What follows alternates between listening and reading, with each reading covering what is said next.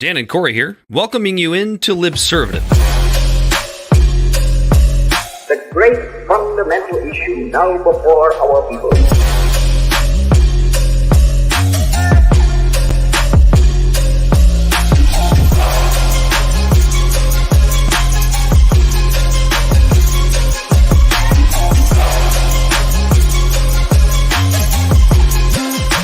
We, the people, cannot turn back.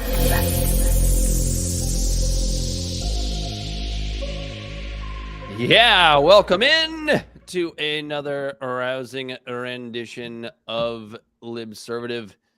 Intellectual idiots fostering political and cultural literacy. Corey and I have made a new rule for the next 3 episodes that we are not going to use any derogatory slurs towards homosexuals, even if they're in context and they make sense, making fun of people that use those words seriously. We have our reasons for that. You're making it sound like we say it all the time. Sometimes it's, we just lost our only viewer. Bunch of homophobes. Why? Because we're not going to use the F word in this episode. They must not be from Florida. That's okay. We don't need it anyway. Yeah, he's Corey Walsh. He's Dan Griffin. For Bell the Bodysnatcher, I'm Dan Griffin, and this is Libservative. We have some sloppy seconds we got to catch up on, Corey, because sometimes we get stuff wrong. But before we get to that, let's go down the rundown sheet. We're going to talk a little bit tonight about the poisoning taking place again here in our great state of Michigan, because we have the absolute most like cronyized. Cronyized? Is that a word? I don't know, but I'm using it now. Chronicized. Government / I guess what you would call plant management. I don't know. Yeah, the Michigan's EPA. Yeah. Maybe we have the worst in the country, or maybe we're just the first ones getting busted, and maybe it'll be a good thing for going from there. We also have some, I don't know if you'd call them revelations, but we're going to catch up a little bit on what's going on in Ukraine. It's something we haven't really talked about a whole lot because pretty much everyone is covering it. However, there's been some stuff going on. So we're going to get to that. We're going to talk a little bit about the debt ceiling. I think I'm hoping from a little bit of a different angle, because obviously if you're a consumer of political news and content, you've probably heard the same things over and over and over again, depending on which side of the aisle you tend to lean towards. Zelensky getting pretty much everything he wants. And we're going to talk a little bit about the New York City bike Karen, because from a cultural perspective, it kind of makes sense. To me, it kind of points out a little bit of the bigotry of low expectations, which is, I guess, easy for a cisgendered straight white male to say. But anyway, here we go. But before we do, Corey, tell the people. Yeah, Dan, today we're going to talk about people, places, and things. Wow. It's our show is essentially just Sesame Street for adults. It's just a noun. Libservative Podcast is found on all social media and podcast platforms. Our website is libservativeshow.com. We can be found at Libservative on Facebook, YouTube, and Twitch. Instagram and Twitter at LibservativePod. Our TikTok videos can be found at Libservative Podcast, and you can reach out directly at libservativepod@gmail.com. Subscribe today. Before we get to our sloppy seconds, I want to ask you real quick how you feel in general about the announcement of both Senator Tim Scott and Governor Ron DeSantis putting their hats in the ring officially for the presidency of the United States out of the Republican Party. I listened to the DeSantis thing the next day. I guess it was a shit show when it on Twitter. Yeah, I guess it was a shit show when it first aired. It kept like dropping and like spamming out and getting cut out and stuff like that. And it was DeSantis saying the same stuff he typically does, but trying to make it like a softer pitch because it's for the nation, not Florida. Mm-hmm. But the same stuff. We got to end this wokeism. We got to go after it by expanding the state, I guess. And so that's why we'll get into Tim Scott too, but like that's why I don't think DeSantis is really going to be viable as a national candidate, right? I think he's probably fine for Florida. obviously he beat Charlie Crist in a goddamn landslide in the last election. But I liken DeSantis to, like, there's a reason that the Daily Wire talking heads love him so much, because I showed you a post that Matt Walsh put on probably all the social media, but I saw just the Facebook version just yesterday about how he was essentially claiming the Bud Light boycott as like the one of the biggest conservative victories of a decade. And I'm sitting there and I'm going, that's it. The boycott of a corporation that made a bad business decision over a cultural issue that is already starting to swing back the other direction, because most of the country, is kind of feels the same way about like the woke and trans ideology culture as they kind of feel about abortion. Like they're okay with it a little bit to a certain degree, but like kind of keep my kids out of it. But ultimately, it's just such a small issue on the grand scheme of things. When you have a president who doesn't know where the fuck he is, pretty much every other day, you have a border crisis that was caused by basically the last, I don't know, 6 or 7 presidential administrations causing unrest in Central and South America, causing these people to come here in the first place. You have the fact that China is economically winning the battle against us. You have all of these actual things that conservatives could care about and claim and try to claim victory for. And Matt Walsh goes out and says that the boycott of Bud Light, like, that's your victory. Congratulations. My analogy was that you are a big league baseball team that beat a middle school girls softball team. Congratulations. Great. Good job, guys. I mean, and so like that's what DeSantis represents to me. Does that make sense? Yeah. What about Tim Scott? I honestly don't know much about him. I know he's a black guy. He's basically just a milquetoast Republican who happens to have a lot of melanin in his skin. That's pretty much it. The establishment loves him.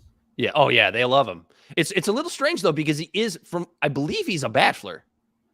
Believe he's a lifelong bachelor. Oh, look out, ladies. Having a bachelor president. And it's funny because, like, aren't conservatives all about like family values, and like you have to, or at least the theocratic conservatives are like, that's the nuclear family. I don't think Tim Scott is a good representation of the PragerU crowd. Or the Matt Walsh. Or the Daily Wire crowd. No relation, by the way, to Matt Walsh over here. Yeah. It's Corey Walsh. Wouldn't it be funny if we like played it up like you were his evil, his evil brother? You guys are almost the same age. How old are you now, Corey? I'm 34. You're 34. I think Matt Walsh is 37. So you is could he really? Yeah, something like it. Yeah, doesn't he seem like he's like in his 50s? God, yeah. the way he talks. His dry, shitty humor. Can you just be Matt Walsh's evil twin, or not twin, but evil younger brother? Well, I do have a better beard than him, so. You do have a better beard than him. Yeah, and better vision. Better looking. Yeah, that's true. And better vision. Yeah, I don't wear glasses. You should shut up, Four Eyes. Cares about your nuclear family, your religion. Even though I have a nuclear family as well. You do, yeah. You're married to your lovely wife, and you have a little boy. Little baby boy. Another Corey Walsh. There's 2 of us than 1 of him. We could take him. Yeah, Tim Scott, it's funny because you said, I don't really know much about him. It's like, I pretty much feel like that's how all of America He's going to be very, very forgettable in this primary, I have a feeling.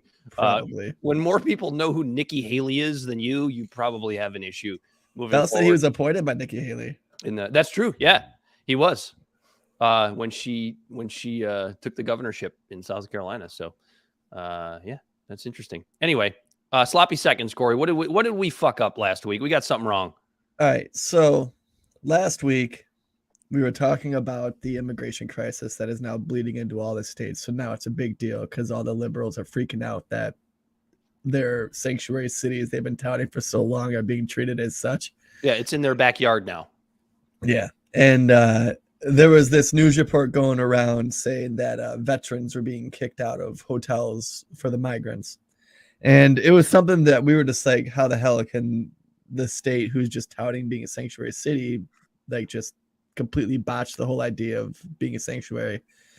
And and a bunch of news articles started coming out I actually heard about it first on Breaking Points that's actually a false story. Some Republican right-wing organization like fabricated the story, sent it out, and then no one corroborated it, and everyone just decided to start running with it. And it kind of, it was something that kind of like, because it's not that we don't want immigrants here in America, but we think the border crisis is so just fucking mind-numbing and fabricated at this point just to be a political talking point that we can just see an easier way to do this. That we were talking about the same story as in like, how the fuck does this happen?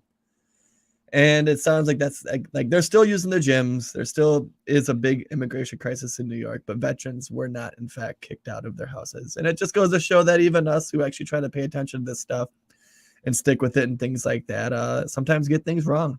Well, I think it's really important that we admit that on the show to show that, hey, this happens. It's okay. Yeah, I'm glad the outcome is better, right? The alternative, and this is where I think a lot of people get hung up on this stuff, that they're so afraid to be wrong, to where being wrong in this situation is actually better because veterans aren't getting kicked out of hotels. Mm-hmm. So that's actually a good thing. I'm glad it's wrong. Yeah, and it's the idea that like we're all susceptible to, the quote unquote, even though I hate this word, but quote unquote misinformation, right? Or disinformation. Mm-hmm. Like we can all, even those of us that try to do our due diligence can get caught up in that, in that mind meld. Right. And so, but I think it's a product of just all of this activist journalism. And because it's funny because the right always is often the ones that complain about like places like WAPO and the New York Times, CNN and MSNBC and all the activist journalism about like using information to push a narrative. And they're correct because that's what these publications do. But clearly, more conservative outlets are guilty of it as well. When you have some right winger putting out bullshit about veterans being kicked out of hotels to make room for migrants, like the migrant problem in New York is clearly already a big enough issue just based on the merit of the facts. But now these activist journalists, they always have to take it just a little one step further to make it seem just a little bit worse to see if they can get people to buy it and get people outraged. And, it happens with left-wing publications and it happens with right-wing publications. And when you have outlets that you're supposed to trust to just give you the news and be arbiters of information, not even bothering to corroborate, not even bothering to interview somebody or even make a phone call. Yeah, and that's all what the time. That's what Krista was actually saying. She's like, everyone's talking about all these hotels are kicking them out, but like no one even fucking called the hotels. Mm-hmm. There was no corroboration. All the time. Wait, what did you say last week? You said it went from news sources trying to be right to news sources trying to be first to news sources trying to push a narrative. Yeah, and this was just low hanging fruit for them. Yeah. Did you ever watch? The great Jeff Daniels HBO show, The Newsroom? It only had 3 seasons, I think. This is a really hard show to make. It was an Aaron Sorkin. It was an Aaron Sorkin show who also did The West Wing, and it was fantastic. And it actually fit the time period of like kind of the Bush Obama transition of news, just constantly trying to be first. And Jeff Daniels' character, he was the anchor of the CNN kind of newsroom type show. And he was always like, I don't really give a shit about being first because I want to be right. We're not gonna run with this until we find 3 sources or 2 sources or whatever that corroborate this.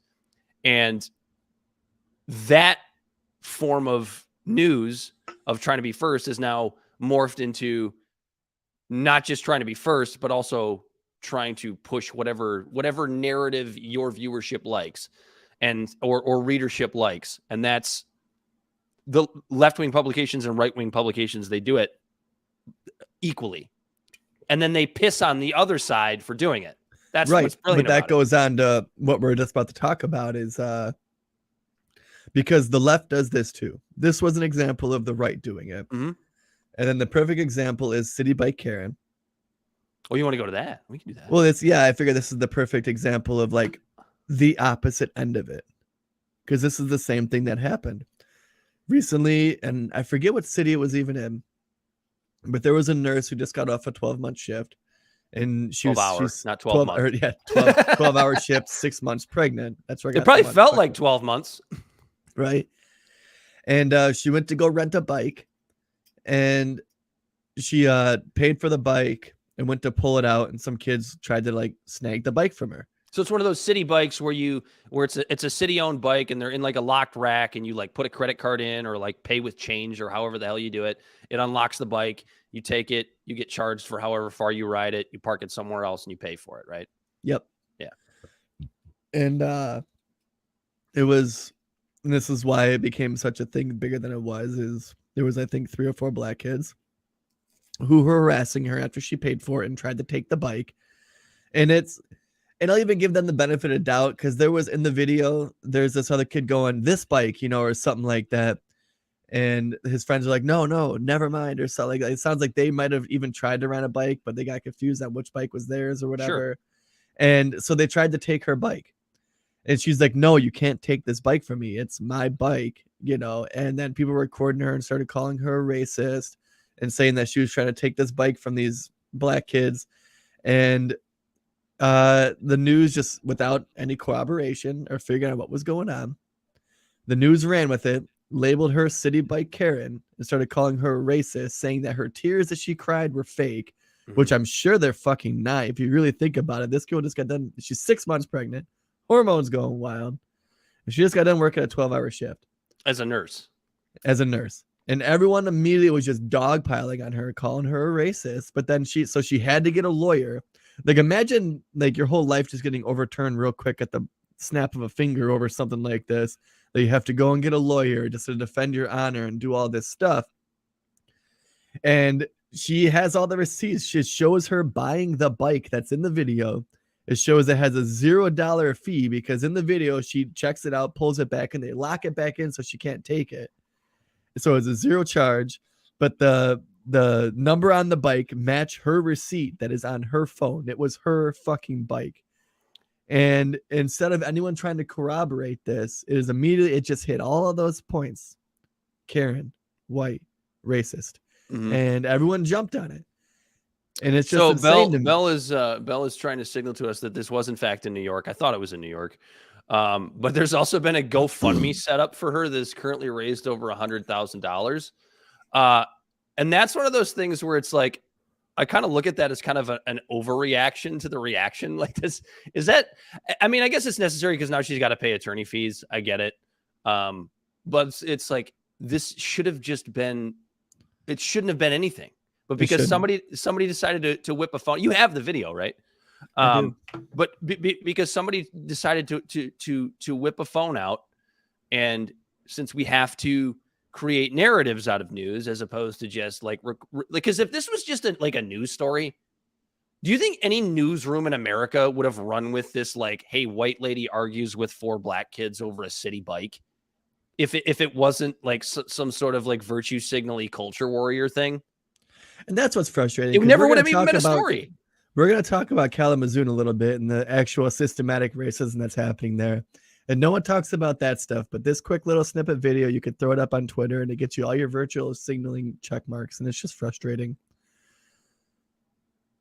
You know what I mean? Yeah, it's something that would not normally be a story.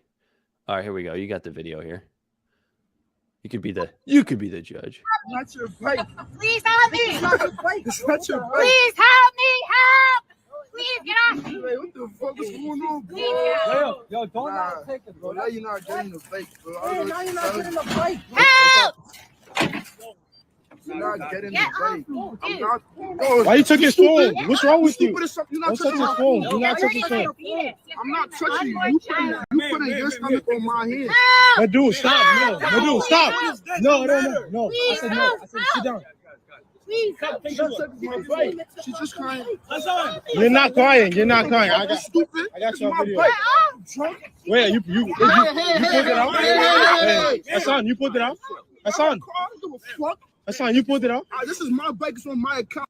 Please help me. All right, that's it. Please help me. Yeah. It's not your bike. Starting over. So, I mean, the narrative was pushed as that she was just like this overreactionary white lady that was acting like she was in danger because of these black men that were around her. And I don't get that vibe from her. No, she was frustrated. She wasn't scared.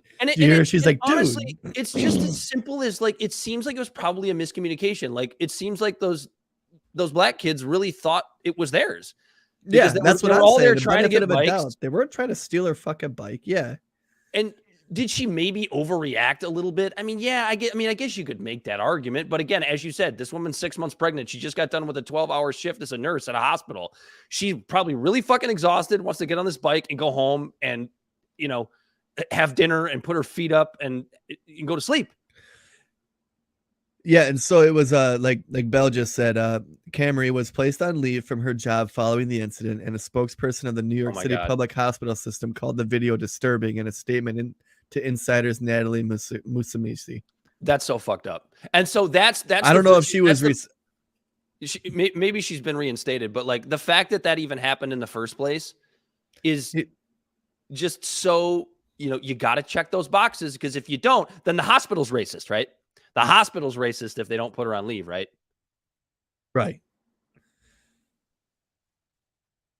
Yeah, and so I'm not sure. I just asked Belle if he could find out if she was reinstated. Belle, hop in when you get that information. But yeah, it's just the quick knee-jerk reaction to everything before the facts are corroborated. Like, this has got to stop, guys. And here's the thing. Like, I'm not going to sit here and say that these I don't know how many were there, but these young black men, I'm not going to say that they were being assholes, because I don't think they were.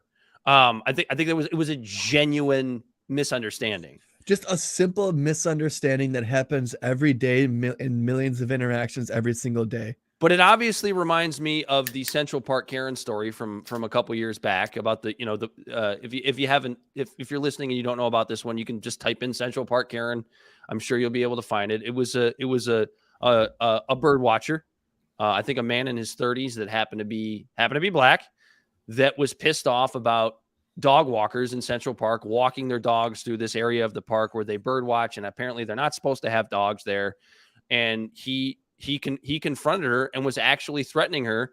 And there's a video of just the quote unquote labeled Central Park Karen freaking out and calling the police and saying she was being threatened by a black man. And what do you think the narrative was? Narrative was that she was being racist because there was a black man in her presence. And that guy actually was being an asshole. And it's this weird bigotry of low expectations that these stories put forth by the narratives that they push. It's like, if you are part of a, again, easy for a white guy to say, right? But if you are part of a quote unquote marginalized group, it's basically like you have a license to just be a dick. Like, decorum goes out the window if you're part of a quote unquote marginalized group, because because you've been repressed or suppressed for generations or whatever. And that's a difficult topic that I think we dive into more than we feel we should have to on this show.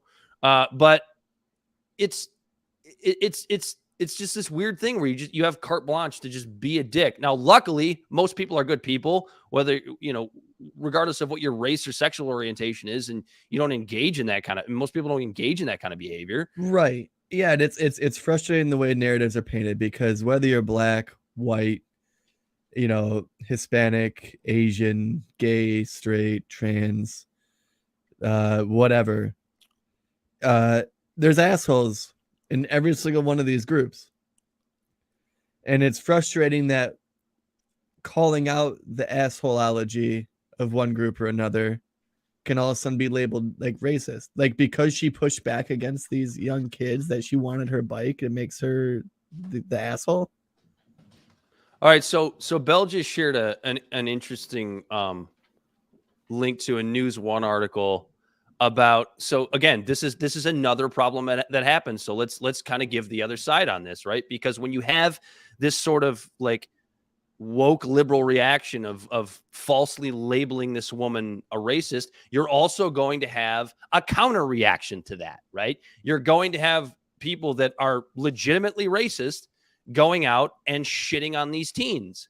And as we said earlier, Corey, it seems like this was probably just a miscommunication. But the fact that that this woman and these teenagers had different skin colors in this exchange makes it so that you're going to have stuff like this. So Bell shared this from News One, where they interviewed one of the teens' mothers. And hold on, here we go.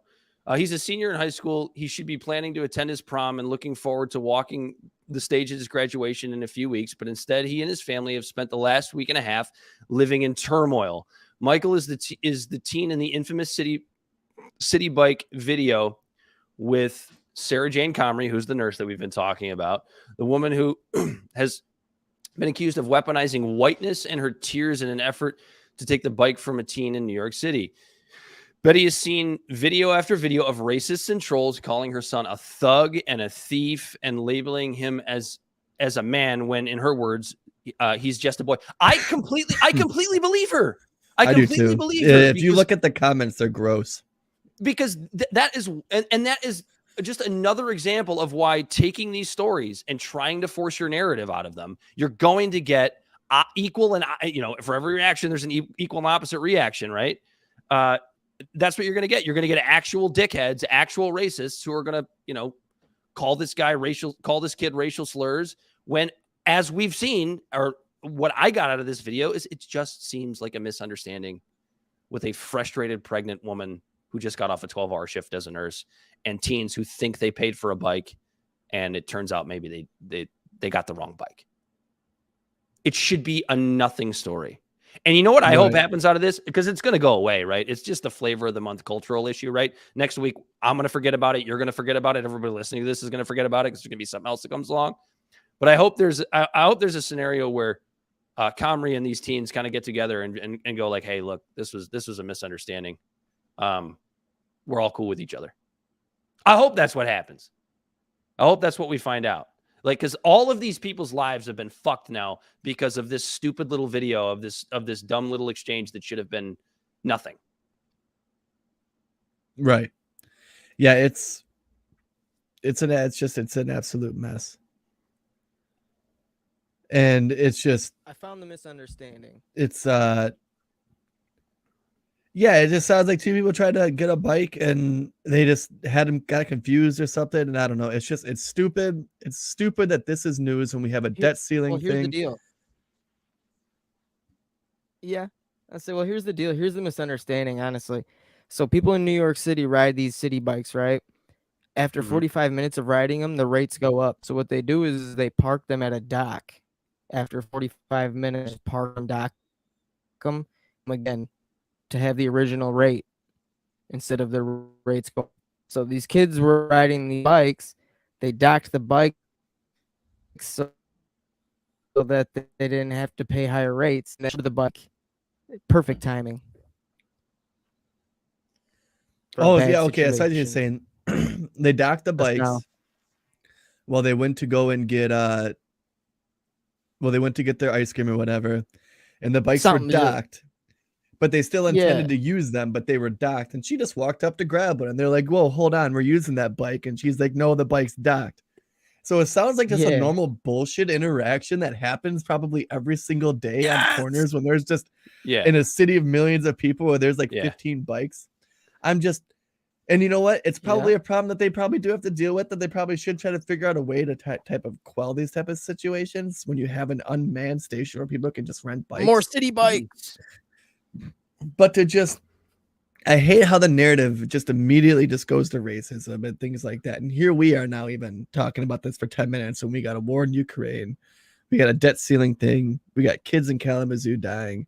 And we got Montana's overreach of government. And here we are stuck on talking on things like this because what we want to do is call it out just to tell everyone, just like kind of shake everyone, just wake the fuck up. This stuff probably happens every single day. Especially, and it's not always race.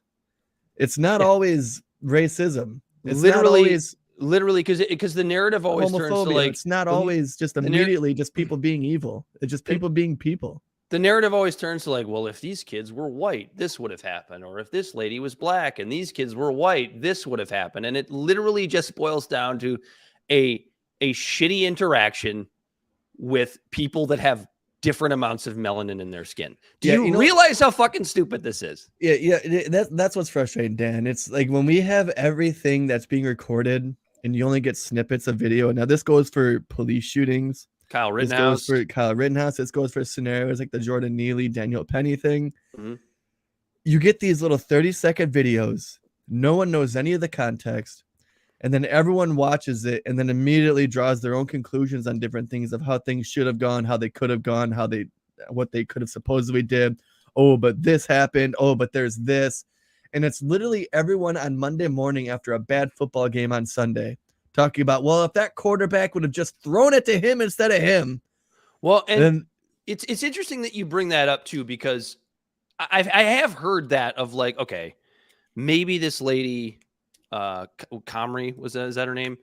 She could have just walked away from the situation. She could have, like, that could have been a way she decided to handle it.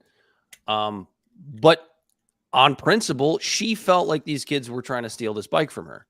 And on principle, they thought she was trying to do the same thing. Exactly. So it's like they could have also just walked away. Like everybody, every confrontation that you ever have, like one party could just walk away.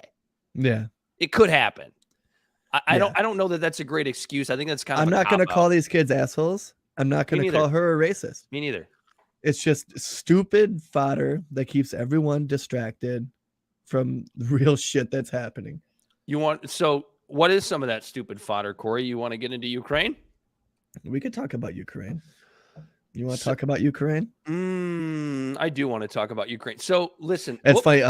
Shout out to Brandon Baird. He just said the same thing in the comments about how the things were docked and bikes were unavailable. And yeah. I think that's all it was. Just a dumb encounter between a tired, frustrated, pregnant woman and kids who felt like the bike was theirs. And why are we wasting our time on it, right? To point out how dumb it is. Sometimes you hundreds of thousands of dollars and reputations and lives being destroyed. The kid's family is afraid to talk about it because of all the racists on social media now attacking him. This girl lost her job over a fucking bike that isn't even anyone's. It's this, whatever, the city of New York's or whatever it is, or Citibanks, I think is what it is. We're supposed to be the smartest species in the world, Dan. That's what happens when you put people in a fishbowl like New York City. People wonder why I've never had an interest to move to a big city. It's because of shit like that. That's never going to happen in my suburban town, which is not all white. All right, everybody chill out. It's easy for you to say, you white suburbanite. Lily white suburbanite. Anyway, on to Ukraine. Just trying to just water my flowers, just pay my mortgage. Stuff that actually matters. Watering Ukraine. Flowers and paying? Oh, Ukraine. Okay. Yeah, that too. But we don't know. We don't know any of the numbers coming out of Ukraine at this point. I believe I don't remember how long it was ago, but the Pentagon has now failed, I think, 4 straight audits or something like that. Which to me, I mean, that is just proof that this war, the Iraq War, Afghanistan, the first Gulf War, you want to go back to Vietnam and Korea. Just proxy wars suck. But it's also just a money laundering scheme at this point, right? Bell gave us the numbers in the pre-show about how much money we've actually given to Ukraine, and not because I think Bell's lying to me, but because I don't believe any numbers money-wise that come out of the Pentagon. When they can't even prove where the numbers are. They can't even prove where the money is. And not to mention, it's like, okay, you give the money or the weapons to the Ukrainians, and where does that money end up? It ends up back in the pockets of Raytheon and General Dynamics and Lockheed Martin. It is nothing more than a money laundering scheme for the military industrial complex. But when you say that, you get virtue signaled, right? You get hit with, well, who do you want to win this war? Right. And obviously, I think it's important to say that ultimately, when it comes down, if we had to choose a side, Ukraine is the country that is being invaded. Equalizing's got a great comment here. I should be able to claim Zelensky as a dependent on my tax filings. Yeah, no, absolutely, we all should. And it's funny because and it's sad because it's true. And and you understand that Ukraine is just a bunch of people that live there, just like here. Mhm. A government, a questionable government, just like here, just like Russia. You get 3 countries with questionable governments with motives of their own self-serving interests. And one invaded one, and now we're dumping all of our money into that country, which I'm okay with helping, but it's like we're the only ones. No other countries even putting a can into what we're sending them. And it does ultimately look like it's just a bunch of money scheme. We want to stick it to the Russians, and we'll fight them to the last Ukrainian that dies. And it's just, where's the peace talks? What's his name? Naftali Bennett, the former prime minister from Israel, was like, I was trying to get negotiations and talking going. America stopped it. This is just ghosts in the closet from the Cold War of us saying Russians are bad and wanting to go after them. I think it's even more simple than that, man. I think it's literally just military industrial complex lobbyists needing perpetual war to meet their bottom lines. I mean, think about how dumb this is. I mean, really think about how dumb this is. Afghanistan just ended, and that was their last money grabbing scheme. No, but, well, here's the thing, because at least with Afghanistan and Iraq, like it all turned out to be bullshit and whatever, and we probably should have known it from the beginning. But you at least had 9/11 happen, okay? And I don't mean to like brush 9/11 aside as if it didn't matter, because obviously it was a horrible, tragic day in this country, and we all remember where we were when it happened. But at least you had an actual attack on American soil to sort of justify a bullshit proxy war that would pay the military industrial complex all this money. With Ukraine, we are literally talking about a tiny region of Ukraine that's like the size of fucking New Jersey, and which side of a fucking border it belongs on. Explain to me, like I'm a 4-year-old, how in the fuck that has anything to do with the United States. That has anything to do with our national security. It is all bullshit. And all they do is because it's a sovereign country, Dan. It's exactly, Corey. They frame it like they always frame it. Even though Saudi Arabia is going into Yemen. This is about saving democracy. You're full of shit. You're full of shit. Who was it just recently is it Africa or South America? One country just started fucking with another one. I think it's Africa. 2 countries were just starting to duke it out. Yeah, like when those countries that we don't have any financial interest in fight each other, we don't really have much to say or even talk about it in the news. But if it's Russia, and the way if it's Russia, and the way it's talked about, it's like if you don't want Ukraine to win this war, I'm like, I don't give a fuck about a winner of this goddamn war. I want it to be over. Yeah, I don't want nukes. I want peace to be negotiated. Like, as much as I can't stand Donald Trump, he had that one right. I mean, do I believe that if Donald Trump became president, that somehow like he would actually end this war in a way that makes sense? Probably. He said he would end it in 24 hours. I know that's obviously nonsense. But he's at least saying the right thing, right? He's at least saying like, what did he say? He goes, I want people to stop dying. Yeah, and obviously, what a novel concept. That's insane. But that's not what the powers that be want. No, it is interesting though, seeing what a $650 billion budget for a military does. Over in Ukraine, we got it's seeing the technological differences between the two is just absolutely just astonishing. And I know we have down here in the banner, Zelensky gets what Zelensky wants. He just got F-16s. And I think the reason I put that in there is because that like everything that Joe Biden, again, this isn't just a Joe Biden thing. I think most presidents would operate this way. Everything that Joe Biden has said he wasn't going to do for Ukraine outside of the no-fly zone, he's eventually caved to. Why? The military-industrial complex. You essentially get to sell F-16s. I know they're not framing it that way, but now you essentially get to sell F-16s to Ukraine, which is more profits for I don't even know who the fuck makes it, but I'm sure it's a combination between General Dynamics and Raytheon and Lockheed Martin. And so that's a money-making opportunity. A no-fly zone, right? Remember the whole no-fly zone discussion and whether or not we should do it, and that never went through. But there's no money to be made off of a no-fly zone, Right? because if there's a no-fly zone, maybe I doubt it, but maybe Russia actually doesn't fly over the territory. Well, that's less death, which means you need less weapons, which means there's less money to be made for the military-industrial complex. Right, but who enforces the no-fly zone? I That's believe what it NATO comes would. down I to. believe that was a NATO deal. Yeah, and then NATO shoots down a Russian plane, and then guess what? World War III. Which, as that's what's so wild about this too, right? Is like, it's very clear that like if it was a 1-to-1 match or even a war between like Russia or NATO or anyone, it would just be they'd get the shit kicked out of them. But those fucking nukes, the nukes that are now being moved to Belarus, I love to see the idea that a sovereign country can defend itself. That's how, like it's a fundamental core to us as Americans of standing up to like the big guy, you know what I mean? Yeah. But whether or not Ukraine gets invaded isn't going to affect my personal life. But you know what will affect my personal life? Nuclear weapons. Mm-hmm. At some point, you would think. Right. And we're moonwalking ourselves closer and closer to that edge. For what?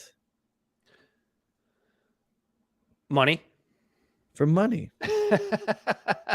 and geopolitical influence.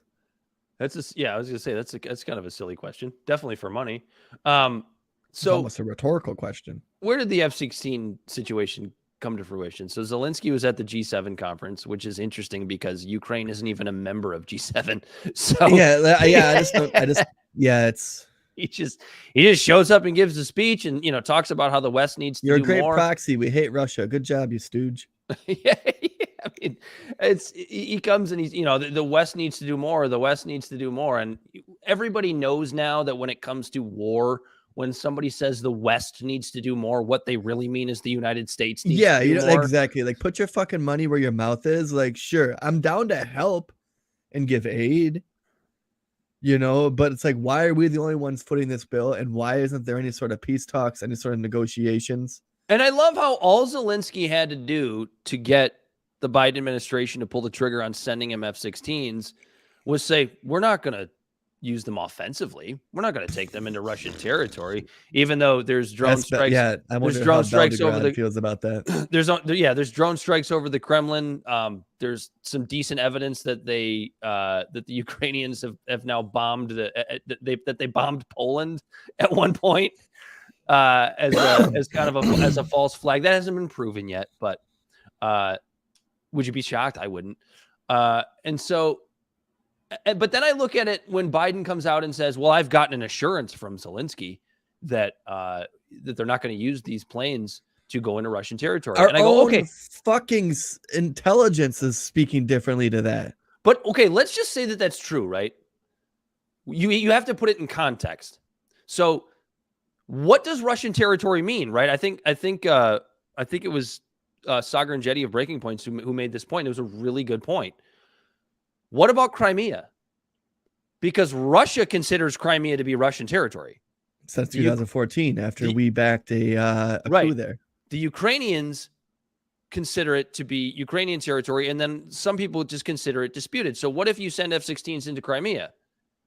You might think, as Zelensky or Biden, that they're not going into Russian territory, but that's not how Vladimir Putin's going to see it. Just an interesting little thing to think about when we're talking about such small territory. No, I agree. Yeah, it's a fucking mess, man. It's a disaster. And we also now have the CIA recruiting frustrated Russians as spies. Hold on, another thing with the F-16s. Sure. They are not sending them for a long time. They came out and said it this morning. Mhm. They don't have pilots that can fly an F-16 in the Ukraine. Imagine that.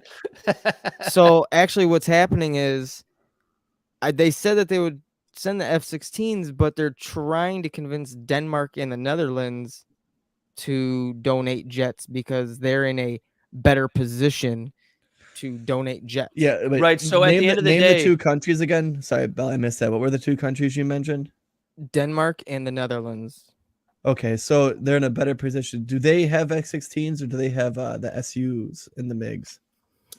That's what I'm trying to find out right now. Okay, because I'll get back to you on that. Well, yeah, while you're looking that up, the United States has the say at the end of the day with all NATO forces that they send equipment to. Right. So there's, I can't remember what it's called, but there's a contract where if we send weapons of any kind to a NATO nation, they cannot then sell those weapons without the United States signing off on it.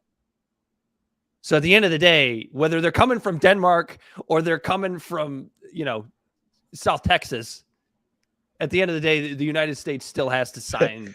But Dad sign or off on Bell, can't the ghost of Kiev just fly all the planes at once? God, that turned out to be complete bullshit, didn't it? Yeah, I also want to. That's for you, Bell. We got Jamiroquai as a special guest. I think that's directed at Bell, the body. Yeah, he goes, wow, you guys got Jamiroquai as a special guest. That's partially true. Every week. Every week. He's not a special guest. He's a reoccurring guest. Oh, all of by the our way, budget. I was gonna say Our they fly entire F-16s budget and is spent F-35s. on him. Yeah, Who flies Yeah. F-16s and F-35s? Denmark and the Netherlands. Oh, That do makes- they? So That makes sense. they're also in a position to donate some badass jets. But the United States has to then sign off on it. We do have. Yeah, another that thing is true because that's one thing with F-16s when we sell them in the contract. Like we have the people that use them, the people that buy them. There's like stipulations. Yeah, that's what I about just the said. jet. I know. I was just reiterating it, bud. It's not Just just jets either. I believe it's all weapons, all weapon systems, I should say. Like they can probably sell some guns or whatever, but like actual weapon systems have to be signed off. I could be completely wrong about that, but You think we just got kill switches on those?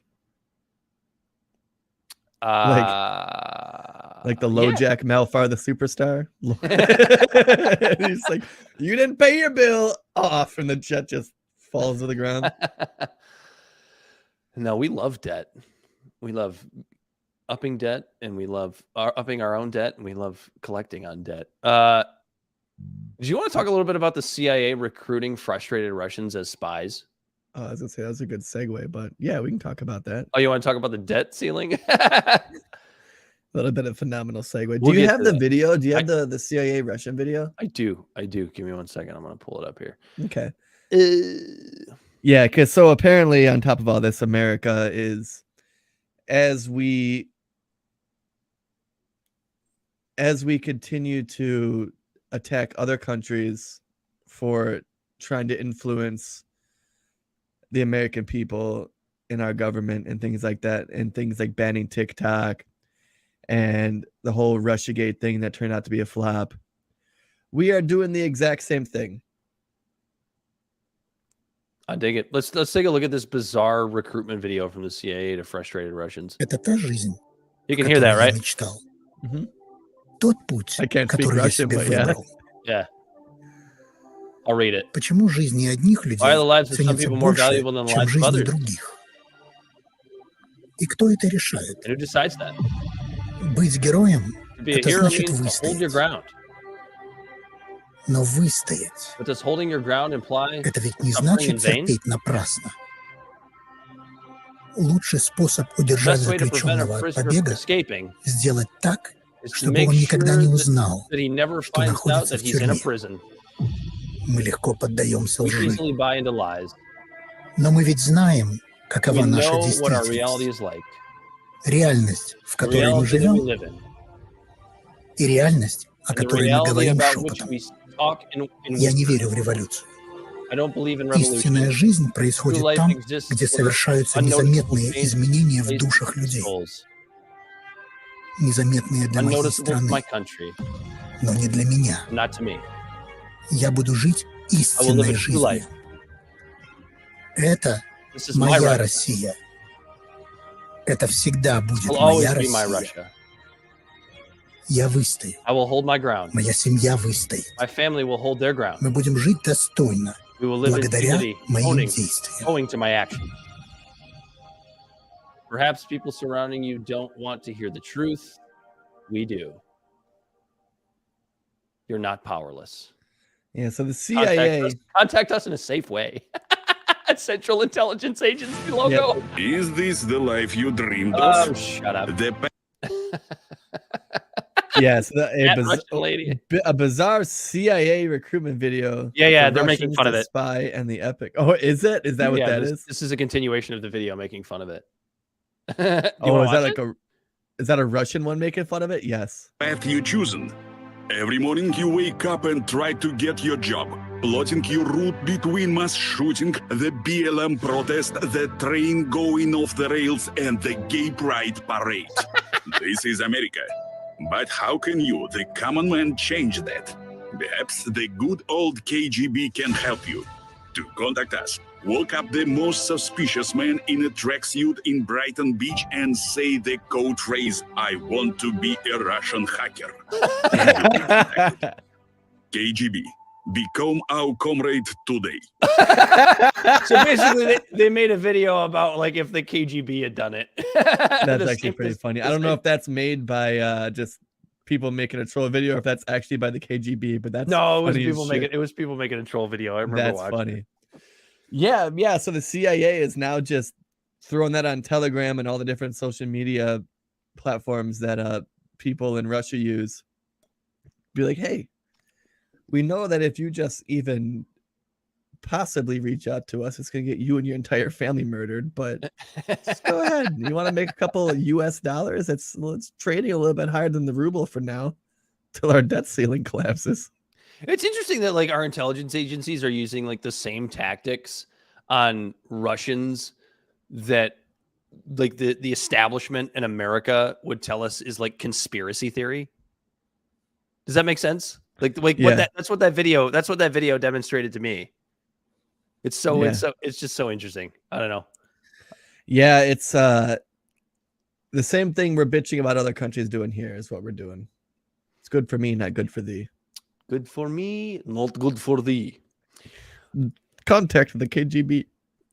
We're probably gonna get pinged for that. They're gonna say we're spreading Russian disinformation.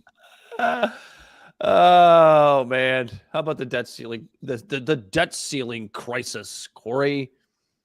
As soon as is it June 1st? God, man, by the time some people are listening to this is going to happen. We could have a shutdown of the government. So I don't have a ton to say about the fact that the what happened? Telephone. Is it important? Answer it. No, it was a fucking Randy Travis song that just randomly started on my phone. He was probably naked in a church parking lot when he recorded it. That's the CIA. Yeah, right.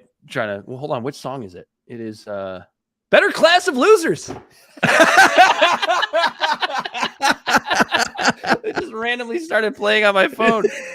Yeah, CIA's listening.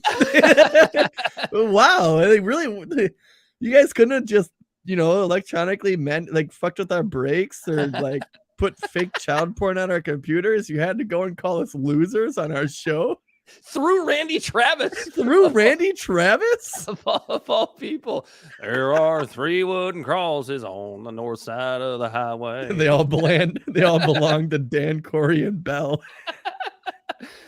What the fuck was I saying? Oh, the debt ceiling crisis. I'm so tired of having this conversation. Everybody wants to try and convince you that somehow this one is scarier because obviously a lot of folks misinterpret the raising the debt ceiling to somehow like accumulating more debt. But as we've talked about on the show, the last time this happened, which is probably a fucking year ago or 2 years ago, or I know we've talked about it on the show before. We haven't been around that long. It's just our ability to pay the bills that we already have. So it has to happen, or you default on the national debt, right? The reason I find this one just a hair scarier, just a hair. I'm not that concerned at this point because Biden's just going to cave because he understands that we can't default on our debt. Is the Freedom Caucus that's involved here? So establishment Republicans understand what's at stake here, but the Freedom Caucus is at a point now where I shouldn't even say now. They've always been at this point where their number one concern is making Joe Biden look bad. So what does that mean? They would have absolutely no issue fucking over all the Americans, making us default on our debt, crashing the economy, putting hundreds of thousands of people out of work just to make Joe Biden look bad. And the problem is that the people that have that are the constituency of the Freedom Caucus are going to vote all these people in again because they're idiots. I don't generally like to call voters idiots, but there are times where it's kind of called for. I still don't like to do it. I want to, for the sake of context, like who was the person, it's like everyone calls, Trump voters like, oh, deplorables. But remember who he was going against, and it was Hillary Clinton. And it's like, what was the other option that people thought Marjorie Taylor Greene was? I'm comfortable saying that not all, MAGA voting MAGA. I should just say Trump voters are racist, but all racists are Trump voters. Would you agree with that? Well, maybe not anymore because we do have Ron DeSantis involved now, so that might not be the case. Biden. Oh, Joe Biden's a racist? Oh, Joe Biden's definitely a racist. That's what I'm saying. We've been over that. Yeah, there's no doubt about that. Yeah, so I was going to say, that's what I'm saying. Maybe not all the racists are Trump supporters. They probably support Biden too. Some of them. Oh, the racists that don't realize they're racist, like the people that are cool with the bigotry of low expectations, kind of racists. Yeah, like white saviors. Like white saviors don't even realize how racist they are. I love that. That's so funny. It's fucking hilarious. Like, shut up, black person. I'm here to save you. I'm here to tell you why. I'm here to tell you what's racist and what's not. You shut your mouth. I'm here to help you. It's like, oh, you speak so articulate. I love white saviors, man. White saviors crack me the fuck up. Anyway, debt ceiling. What's your take on it? Because that's really my only take. That's the only thing that makes this one particularly scary. Because they always work it out in like the 11th hour, right? Because they're going to. Yeah, and they're going to. Yeah, I think they're going to. There's too much riding on it if they don't. Because what they like to do is they both try to just pull each other into the muck so much that like the right's going to blame Biden, the left's going to blame Republicans when they're all equally going to be at fault. And it's going to make everyone look bad. And the reason why it's going to hit the 11th hour thing, short of maybe a couple people in the Freedom Caucus who maybe had a bunch of grassroots supporters, is on you. I know, right? Is the fact that as soon as their big city donors and the Wall Street donors and stuff like that start to see a hit in their stock, they're going to lose their shit. And they're going to be like, well, we're going to pull the rug out from all of you if you don't figure this out. And then they figure it out. Just magically. Every time they just magically figure it out. Yeah, Government might shut down for a couple of days. I feel like Biden's going to be the one that caves. I think he has to. Because this is different than a budget. Yeah, a budget deficit. This is different than that, like a reconciliation bill. You know, like when we had when Trump was president and we had like 3 weeks when the government was closed or whatever, and we all magically just went on about our day. But it's like, oh wow, we don't even need these guys. But the debt ceiling one is a little bit different because it affects credit rating. You know, a lot of the budgetary money comes from the fact of selling bonds and so that people love buying our debt because they know we're going to pay it. And that's what helps keep us afloat.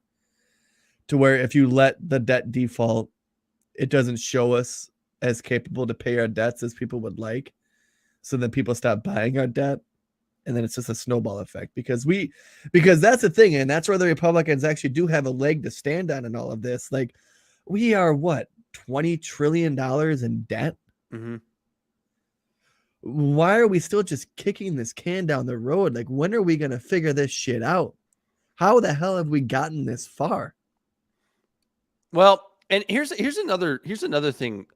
They actually have a second leg to stand on, perhaps, Corey, or at least like a kickstand coming out of the first leg, which is that the world is steadily moving away from the U.S. dollar. We're seeing this. I think it's going to suck to start with, but ultimately, I think it's going to be a good thing. And so, maybe even that. I remember when like BRICS first came out too, and I was freaking out about it. But then really think about it, like who's in BRICS? It's Brazil, Russia, India, China, and Saudi Arabia, right? I don't know. Bell will tell us. And Kazakhstan. Kazakhstan. That's such a weird one in there. Borat got them involved. We like to join BRICS. It might be Kyrgyzstan. All those countries hate each other. India and China are on the brink of war. Russia and India, like, you know, China and India are both also starting to condemn Russia over the Ukrainian-Russian war.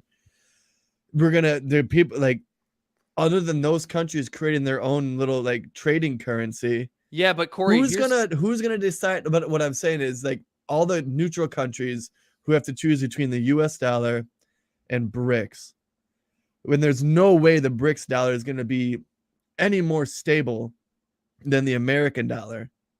Right, but isn't the globe starting to recognize, as you know, a lot more of the American public is, what America is and has done to the global economy and to the globe in general over the last 70 years, basically since World War II? You know, like when you have China who's winning by, and look, they're not doing it in good faith, right? They're essentially taking these nations and putting them in irreversible debt by going in and building infrastructure for them and essentially holding them hostage financially. It's not a good thing that China's doing. But you know what they're not doing? They're not bombing places. They're not going in and killing a shit ton of people or paying other nations to go in and kill a shit ton of people in order to quote unquote spread democracy. You're right, but at the same token, the world is just now starting to like push back against America for it. So America is at a pivotal moment. You know, we are at a moment like of having two paths to decide to just tell the whole world to fuck off and keep bombing countries. And then like where BRICS is probably not sustainable. BRICS is going to be shit. But if we keep on the same trajectory, there might be a moment where other countries actually build a sustainable like trading currency, or we shape up and ship right and fix our own shit. And then it evens the keel, and then people continue to trade in the U.S. dollar. We're at a point right now taking the helm in the White House right now that actually has a chance to win it, that's going to do that in the next 8 years. Because like this is one of those things where it's like this thing is speeding up really, really quickly. I don't think we have 8 years. I don't think we have 8 years to make this different. It's amazing how fast things can change. And I have a little bit of faith because look how just the narrative in the establishment media and like how there's actual voices in Congress that are criticizing our imperialistic tendencies. That wasn't a thing. That was like that happened in our lifetime, and not just in our lifetime, in the last like 10 years of our life. And also maybe how WAPO and certain other publications and news outlets are like tongue-in-cheek trying to sabotage Joe Biden. I'm 100% convinced that's what they're doing. I'm 100% convinced. But here's the thing. I don't know if they're doing maybe that. That's another. But wait, I don't know if they're doing that because they genuinely realize that Joe Biden just ain't the answer, or if it's about dollars and they actually want to see another Trump presidency because that's what brings in the money. Or is it the sheath being pulled off the face of all the Americans, realizing all of our mainstream media is just bullshit, and them realizing that they need to shape up and ship right, or they're going to lose out to things like Breaking Points and things like Reason Magazine and things like the Daily Wire. And you know what I mean? Like maybe they're realizing that, hey, maybe we should stop just trying to feed echo Well, the chambers Daily Wire because just the talks appetite about isn't there trans for it. stuff, so they're kind of thrown out Well, the window. I'm sorry, the Morning Wire. They're actual. They have a morning like news wire like NPR. It's actually really good. I'd recommend. Yeah, I it. honestly, just as a side note, I don't actually hate the Daily Wire as a whole. I just hate their two big talking heads. Matt Because Walsh like and Ben Shapiro. because they're fucking shills, man. Well, they're and grifters. Walsh and Shapiro. Here's what's interesting about those guys. They are basically CNN. And hear me out for those of you who like him. Hear me out for those of you who like them. They need wokeness and trans ideology like CNN and MSNBC need Donald Trump. Because without those things, they have nothing. They have nothing. What do they have left? What are they going to talk about? Boring shit like we do. If those things went away. I'm going to bring Bell back in because it looked like he had something to say before I went on my tangent. Oh, I was just going to enlighten a little bit on the BRICS alliance. Okay, go ahead. I was way off. There's no Kazakhstan. There's not even a K in the BRICS alliance. It's Brazil, Russia, India, China, and South Africa. They have a combined area of 39,746,220 square kilometers, or around 15.5 million square miles. And the population within those 5 countries is about 3.2 billion, which is a little over a quarter of the world's population. I was going to say that's the scariest thing to me about BRICS is the fact that China and India are both involved, and they're far and away. Far and away. It, like literally, it could just be those two, and it would scare me a little bit economically. But it's a shaky dollar. Brazil as well. For now, it's a shaky dollar, is what I'm saying. It's India and China. There's no way those two are going to see eye to eye anytime soon. They're over there. They're still beating the shit out of each other in the mountains. Well, it depends. True. I mean, all you need is they don't even have an established border. Well, an established border is probably something that's pretty important when it comes to a trade currency. Well, yeah, but they also have the Himalayan mountains separating them. I don't think you need a border down to the exact latitude. They think they do. That's the issue. I understand. They think they do. They're over there beating the shit out of each other over undisputed land. It's like, but all it takes over there. All it takes is an Indian leader that is a little bit sensitive to China. I think that's all it takes. But watch how fast they kick them out. That's the world's biggest democracy. Those guys are pretty wild over there. I think there's 1.3. I think we are making a huge misstep as in a geopolitical strategery. Okay, George W. I know, I was kidding. In a strategic geopolitical move. I'm going out to grill. Laura, where's my spatulator? We need to really actually take India seriously as a country. We just don't. And like we just sent a guy to be our ambassador there who has like a bunch of sexual assault charges and stuff like that, or implications. And it's the world's biggest democracy, and it's good that India is going to be the powerhouse. They have a young population, and that's someone that we should actually take seriously. And then all of the Asia, like the Pacific Asian countries like Japan, South Korea, Philippines, Australia, New Zealand. Japan's having a little bit of a population issue themselves. Yeah, but they because of what China's doing right now, South Korea and Japan are actually getting closer. Their ties are getting tighter. Historically they do not like each other because of World War II. Yeah. I mean, I'm all right with the rest of the world kind of holding us accountable. I think we're probably ultimately. Yeah, no, if we're not going to hold ourselves accountable, we need someone else to do it. It's going to cause some stumbling blocks. We're not going to be the biggest, meanest, toughest guy in the block anymore. We're going to have competition. And I think, and it's going to make us smarter. And it's going to make us more streamlined, and that's good for America. Much of the rest of the world recognizing that we're kind of the world's bully is ultimately, I think, going to be a good thing. Right.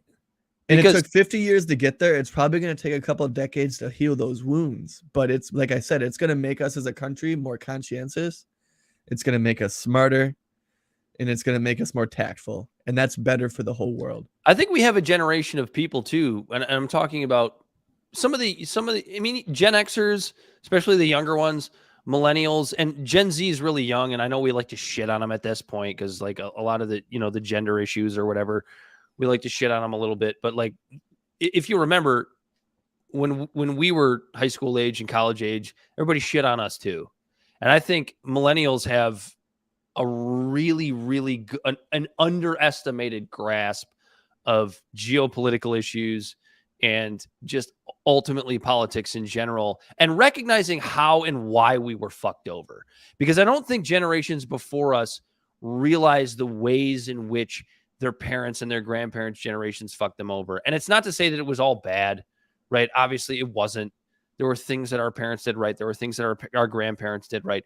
But I think our generation is the first generation to really understand where our parents got it wrong. And I know they like to, I know they get defensive, right? I'm sure you've probably had these conversations with your parents. I know I've had them with mine. I've had them with the older generation about how you guys just don't blah, blah, blah. And it's like, okay, well, here's the reasons. Here are some of the reasons why we are the way we are. And here are some of the reasons why you should realize that it was kind of partially your fault. Something that I've always found interesting about how that's generations older generations bitch about younger generations, where it's like, okay, well, you're the ones that raised that younger generation that you bitched about. And we're just more careful. There's a reason we're having kids later, because we can't afford it. And it's a delicate conversation to have. Like, and I've had that conversation with my parents, and I've had to reiterate, like, when I say, yeah, like the boomers, the ones in charge, are the ones who got handed this wonderful, phenomenal country and just straight fucked it up. And then I'm not saying that it's you personally. Like, obviously, look at our living standards. It's not you. You weren't the one there doing this, but it's people in your age bracket that did this. They groomed us. When they say things like, "Oh, you guys just want participation trophies," it's like, you were the fuckers who made them. Yeah, and not only that, but it's like you're the ones that like raised us to be consumers and take on debt, and this is just how we do things to get ahead in life. And it's like, or no, I mean, I think the biggest issue was, and here's the thing. Here's the number one thing. We were all told as millennials, like, if you don't go to college, you're a loser, right? You remember hearing that? Like, that was the way. Nobody ever said that, but that's kind of the way you were made to feel as you went through elementary and middle. Yeah, they would show the graphs of people who didn't go to college and how much they made, and people who went to college. Right, go to college, or you're a loser. And I think a lot of that came from our parents out of love, because a lot of the boomers and the older Gen Xers didn't go to college, and they took factory jobs, and they busted their ass, and they worked with their hands, and they went, and they knew it sucked. I don't want my kids to do that. I want them to go to college. So like, it's not to say that they did it out of malice. They did it out of love. Right. But now we've oversaturated all of those fields. And now our generation has reached a spot where it's like, we're telling our kids, like, dude, it's cool if you want to be a welder. You know what I mean? Dude, it's insane, isn't it? That education was such a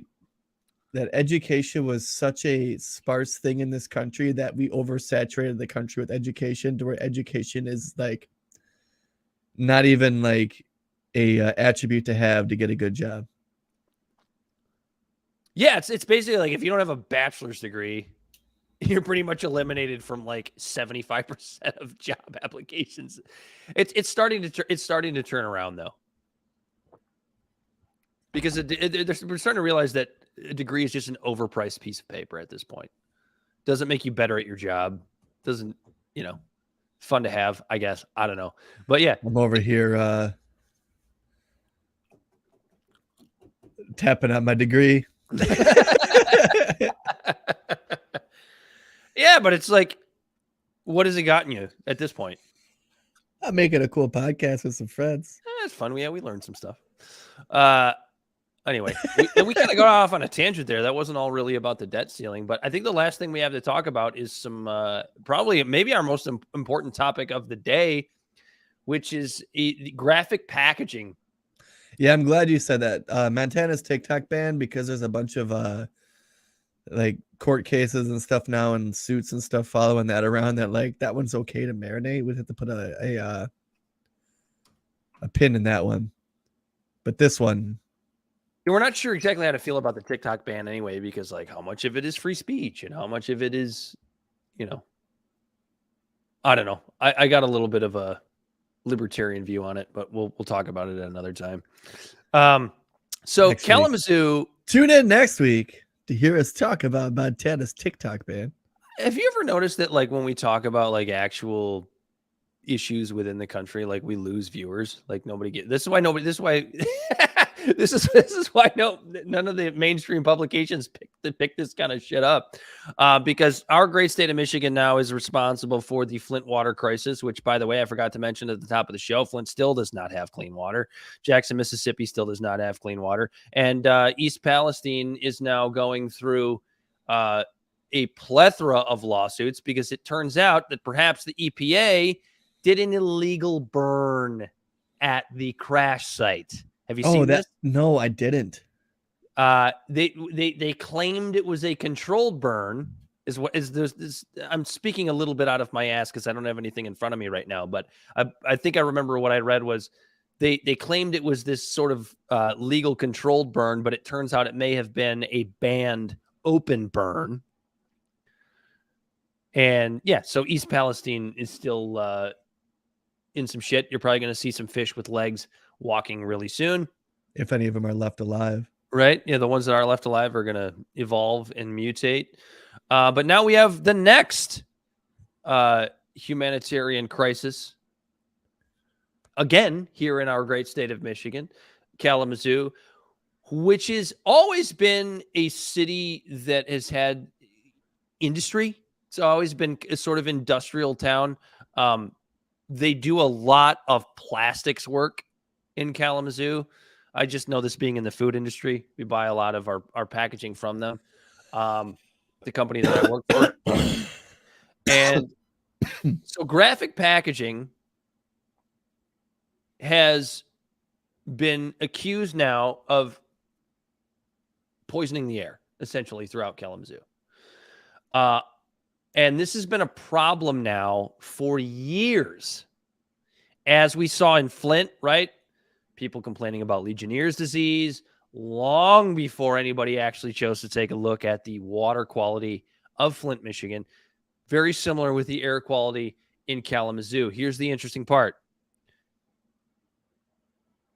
Odd smells, abnormally large amounts of cases of things like asthma and allergies for people that did not have histories of these things have been reported by the more poor, less affluent communities around Kalamazoo that are closer to the plant for a very, very long time. The state knew about this. Governor Gretchen Whitmer knew about this and still gave the go-ahead to expand this plant in 2021. And now what's happening, Corey, is the more affluent parts of town, I'll just go ahead and say it, the whiter parts of Kalamazoo are now experiencing bad smells, shortness of breath, more cases of asthma, more cases of overblown allergies and death. That, look, now we're all suddenly paying attention to what's going on here. So going back and to then, and not to even make us sound pompous, we're the same thing for us. It finally started to hit news outlets and stuff like that to where it even finally caught our attention because it was such a non-issue, such a non-reported thing that we didn't even catch wind of it. But this is something that you mentioned earlier on in the show when we were talking about the city bike Karen. Like, you want to talk about like how this one random lady is somehow racist out of context. But you get her fired, Dad, and guess what? We ended racism. Thank God. Never mind that 1,900 fucking kids that are black under the age of 1 in this area have died from 2010 to 2016. A 5 times average of black newborn deaths in Kalamazoo, I believe. And again, it goes back to what we were saying. It's not even about black necessarily. This is about a poor community. This is a class issue. Because I'm sure that there's white people that live there. I know what you're saying, and I agree with you personally, but like the numbers actually show that black newborns. Right. The demographics of that city is predominantly black. So yes, effectively it is black people, but it's are poor dying people at 5 times the average of the 5 times the national average. I think that's the number. Maybe Bell can find that for us, but it's something like that. It is astronomically higher of black newborns dying in the Kalamazoo area. And this is what's fucked up about this. I want to be clear about this, because when the news reports things like that, it's about doctors and nurses not taking black people seriously. You know what I mean? And they write it off as the doctors and the nurses are the racist ones, not taking their patients seriously, and that's why black babies are dying.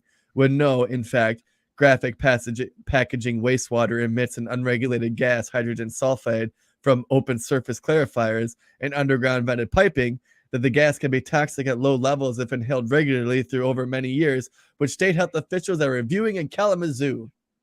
The hydrogen sulfide there is at 4 parts per billion when the EPA says it should not exceed 1.4.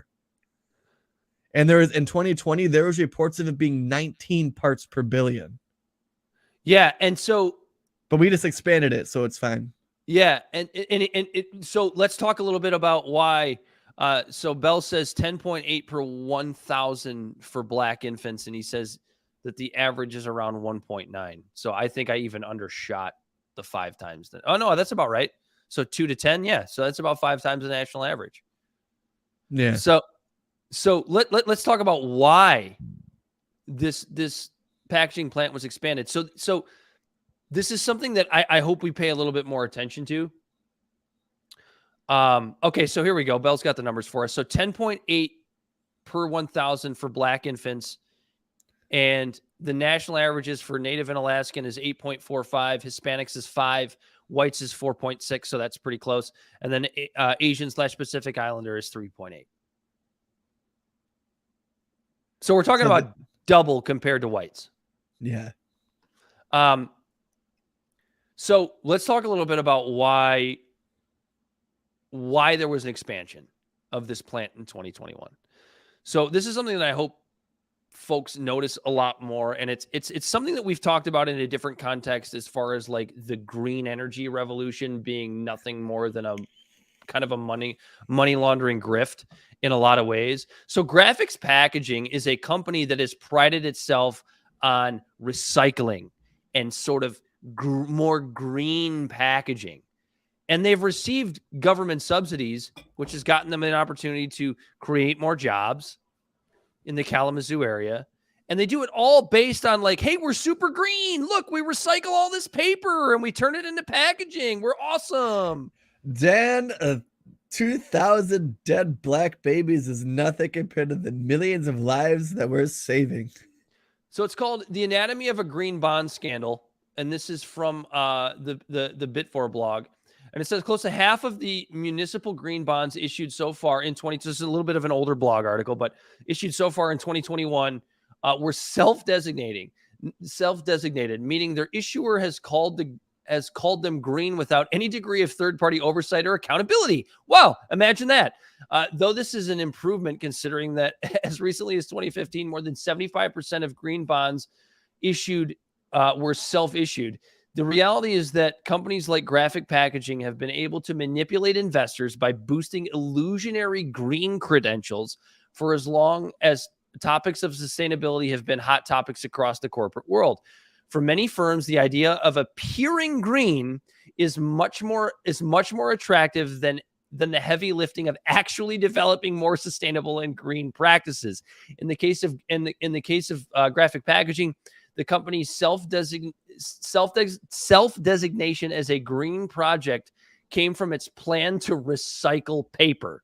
So it's like, we're doing this thing that's super green because we're taking old paper and turning it into new products. Never mind the emissions that are poisoning our fucking population. That is so gross.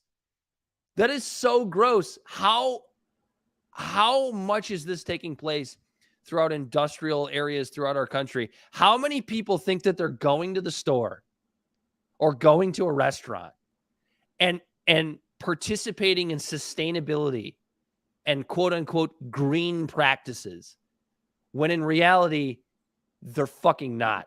They're contributing to buying products from a company that is poisoning their population. How many times have I done that today? How many products did I buy today that I went, oh, look, it's got this awesome, cool green label and recycled label on it. I'm helping the planet. I just got my Greta Thunberg on today. I pulled on my Greta shorts. Meanwhile, I'm participating and giving money to a company that's fucking poisoning its residents with bad air and bad water. Yeah, no, it's just fucking gross. And here's the thing. We're not sitting here trying to say that we need to shut this plant down, and then end all these like people's jobs and stuff like that. We're talking about a company who, when you look them up and you look up stocks, like it's a buzz right now. You need to buy graphic packaging stocks and things like that. And Belle, if you can try to find information on graphic packaging and see how much stock buybacks they've done. It's something I just thought of. Ooh, yeah, interesting. Yeah, you know what I mean? Like, these are what's happening there. There's things that this company, they don't have carbon filters on their exhaust pipes. I know that for a fact. They don't do any of the proper, like, regular protocols it takes to just make their plant clean. But they're making recycled products, Corey. They're helping the planet. It's nice guys, isn't it? You can hide behind that and no one looks into you because you're green. Yeah. But this company it's like a company that has billions of dollars in profit, that they could spend some of this money on fucking just fixing their exhaust systems to make the community better. So it's not that hard. We're not Greta Thunbergs. We're not AOCs. We don't need to call all the cows because of the cow farts. We don't need to just ride around on bicycles everywhere. We don't need to do this shit, but we need to hold these big companies fucking responsible to put in the right stop gates to do the least amount of harm. How hard is that? And it's just another one of those things that we talk about when it comes to institutionalized racism and feigned racism, like the city bike thing and this feigned green energy stuff. And then the real stuff of what we can do to help mitigate actual environmental disasters and environmental issues, to where just hold the companies responsible.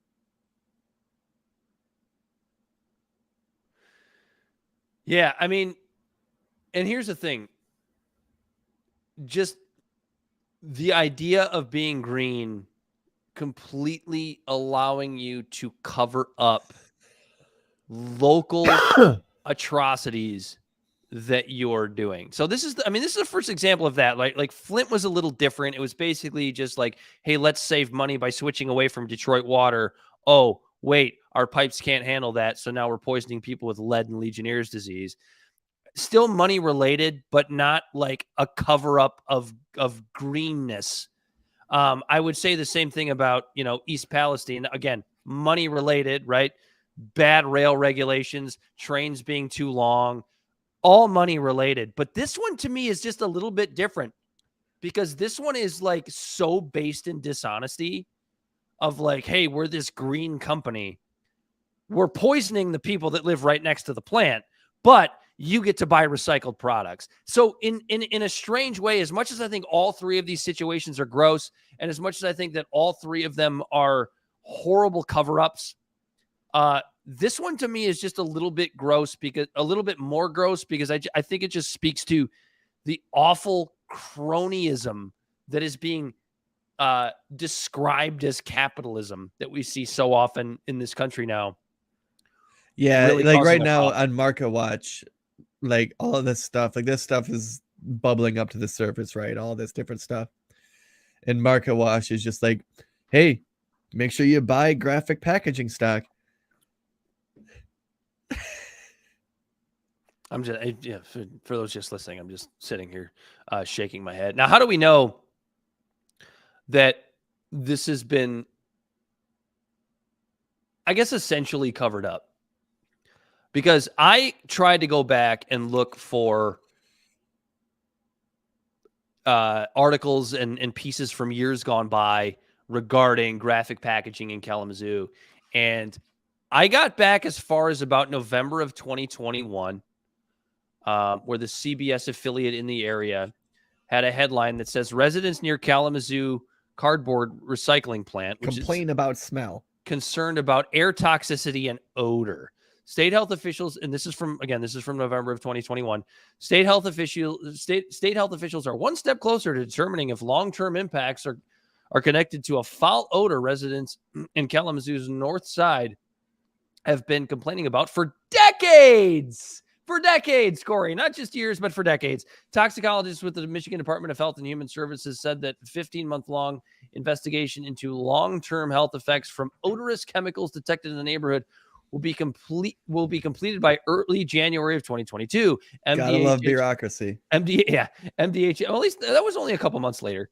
But MDHHS officials declined to release any conclusions on their ongoing study, but determined last month that there was no short-term health concerns based on air quality testing to date. And that was from 2021. There was an MLive article from September of 2022. Graphic packaging issued emissions violations after unannounced state inspection. This was September of 2022. This was almost a year ago. I went back as far as I could with their, looking at their price of their stocks. And I got back to July. Bump like 2 years. Dude, in July 2020, they were worth $15 a share. They've bumped up $10 since then, but it has been a steady increase. Yeah, because like roughly a year or two ago, they got a $600 million tax subsidy to expand. Thank you, Governor Whitmer.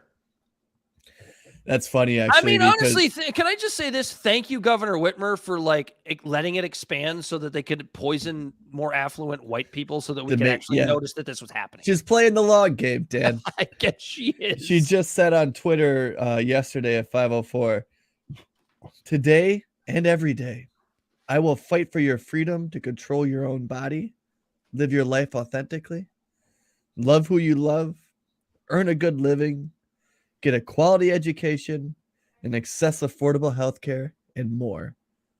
What's the more? I will always fight for you, unless you're being poisoned by a corporation that brings the state lots of revenue. I will fight for you, just not old people. Yeah. Flint or Kalamazoo. Can we just say just not poor black people? That's basically what she should say. That's not good optics, Dan. I know. I understand. I wanted to play the Jordan Sheridan video, but I think we covered it pretty good.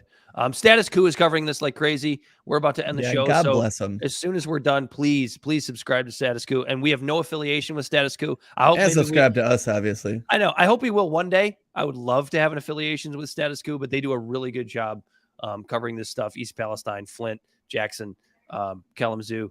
They are fantastic. We are giving them our recommendation based off of nothing.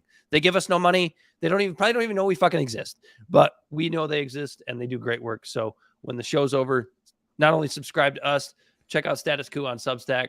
They do a great job with this stuff that nobody else covers. Do we have anything else, Corey? I think that's about it. I guess what we're consuming, we got an interview in the pipelines. Oh yeah. Dan and I both just bought this book. Sorry, guys. We stormed the Capitol. We just lost like 50% of our viewership just because we're reading this book. No, the book. So the reason, so first off, the author's team reached out to us to look for an interview, and I want to make it happen. But the reason why I bought this book is because of this review right here. It's a review that was on Amazon. Mm-hmm. It's 1 star. And it says, hates on progressives and conservatives. He can't seem to pick a team. Sounds like our kind of guy. You're right. That's why I was like, obviously I got to buy this book. The review goes on to say, I bought the book because I wanted to hear him make fun of Trump and his followers. And yeah, he does that. But then he got this weird habit of also making fun of progressives. Oh, no. He accuses Democrats of impotent hypocrisy and startling lack of social skills in the very first chapter. He even interviews people he claims are Antifa, who he says confess to beating up conservatives. Then he flips and complains about the Proud Boys as if he thinks these Antifa people, who I am skeptical even exist, are somehow as bad as the conservatives. There are a ton of examples like that. So you read I that. did not expect this it's still in a going. book about January 6th. He says a lot of things that make progressives look bad, but then he does the same for conservatives. Who does he think he is? So The guy I hear needs that. to pick a side. I hear that, and I think that's a parody review, man. That can't be. That can't be. You think that's guerrilla marketing? Oh, that's got to be a troll job, because that's They got me to buy the book. Yeah, that's true. I have not started it yet, but I will. I mean, I guess that's what we're consuming. I was upset about the PGA Championship this week because a live guy won the PGA Championship. That's what money. That's what I was consuming. Honestly, though. So, all right. If you don't care about golf, you can turn off the show, but please subscribe. Don't ever turn off the show. So Brooks Koepka is the guy who won the PGA Championship, and he's like the one guy that like went to live that I don't think actually wanted to go. And I'll explain this to you. So Brooks Koepka is a guy that won 4 major championships in a very short period of time. He was basically like golf's golden boy for about a year and a half. Just this meteoric rise, right? And then all of a sudden he kind of fell off, got an injury, wasn't playing well, and Liv came to him and offered him a shit ton of money. And he basically was like, I'm not that good anymore. I've been injured and they're offering me all this money. Maybe I should take care of my family. And so, like, if there was like one guy that like took the Saudi blood money, that I'm like, I mean, I could give him another chance. It's probably Brooks Koepka. So I don't know. Nobody cares. Did he win? He did win. He's the guy who won the PGA Championship. Nice. And it's so funny because I go back and forth on this guy because sometimes I think he's a complete tool. He just seems like a total douchebag. And then other times I'm like, I kind of like him. He's a Trumpian figure, I guess. That's what I consumed. I was upset that a live guy. I was upset and also strangely happy that one particular live guy won the PGA Championship this last weekend. I've just been plucking away at the Marvelous Miss Maisel, which has even kind of been diminished because it's just so nice out. I'm just having bonfires every night, sitting out, enjoying time with my family. So I've been consuming a shit ton of just smoke from bonfires. It's like I'm living in Kalamazoo, Dan. Yep, Corey's going to have cancer in 2 years. That's Maybe. what you heard it here live on Libservative for the very Live on Libservative. That's it. I think we're done. Tell the people where they can find us. Libservative Podcast is found on all social media and podcast platforms. Our website is libservativeshow.com. We can be found at Libservative on Facebook, YouTube, and Twitch. Instagram and Twitter at LibservativePod. Our TikTok videos can be found at Libservative Podcast, and you can reach out directly at libservativepod@gmail.com. Subscribe today. Not tomorrow, but today. And please tell a friend. Shows like this. Share it with a friend. Shows like this do best through word of mouth. I know you've heard me say that multiple times, but it actually is true. You tell one person, they tell one person, they tell one person, and all of a sudden it goes crazy. Now that if you have the cojones to like tell everyone you know that you listen to this and share it on social media, then by all means do it. But if you don't want to do that, then yeah, just share it with a friend, because friend recommendations and word of mouth recommendations typically seem to work best. And follow Status Quo. We love those guys over there. Yeah. Anyway, for Bell the Body Snatcher, he has been Corey Walsh. And he's been Dan Griffin. That was way delayed. This has been Libservative. And he's been Dan Griffin. And until next time, this has been Libservative. We are out of here.